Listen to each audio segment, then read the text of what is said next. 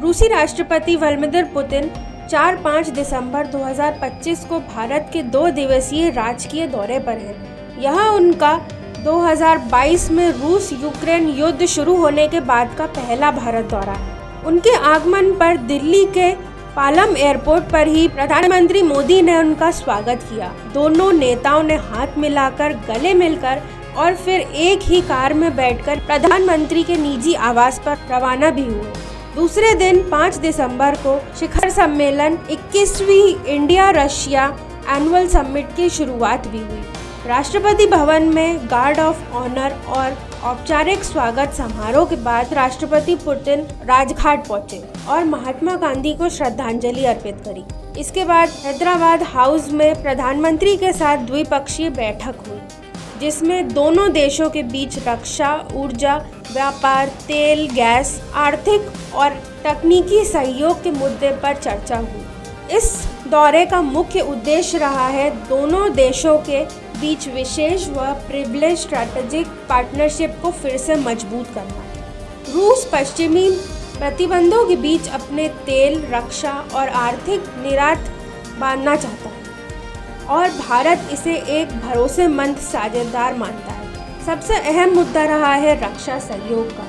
भारत द्वारा 5 आर्थिक S-400 missile defence system खरीदने पर बात आगे बढ़ सकती है। साथ ही रूस के 5th generation fighter jet Su-57 को लेकर भारत अपनी दिलचस्पी साफ कर सकता है। विशेष रूप से इस दौरे पर उम्मीद है कि रक्षा सहयोग, मिसाइल सिस्टम, वायु रक्षा, वायु युद्ध विमान जैसे पुराने और नए, स्पेस व टेक्नोलॉजी साझेदारी पर बातचीत। इसके अलावा वार्ता का दूसरा दायरा रहा है यूरेशियन इकोनॉमिक यूनियन के साथ फ्री ट्रेड एग्रीमेंट, भारतीय नागरिकों की सुरक्षित वापसी, नागरिक परमाणु ऊर्जा सहयोग और रक्षा साझेदारी को अगले स्तर पर लेके जाने पर चर्चा। दोपहर के बाद पुतिन भारत के उद्योगपतियों और प्रमुख कारोबारी समूहों के साथ मुलाकात भी करी, जहां दोनों देशों के बीच निवेश बढ़ाने, व्यापार विस्तार और तकनीकी सहयोग पर चर्चा हुई। पश्चिमी दबावों के बावजूद भारत रूस दोनों यह दिखाना चाहता है उनका रिश्ता अभी भी स्थिर है, भरोसेमंद और रणनीतिक है।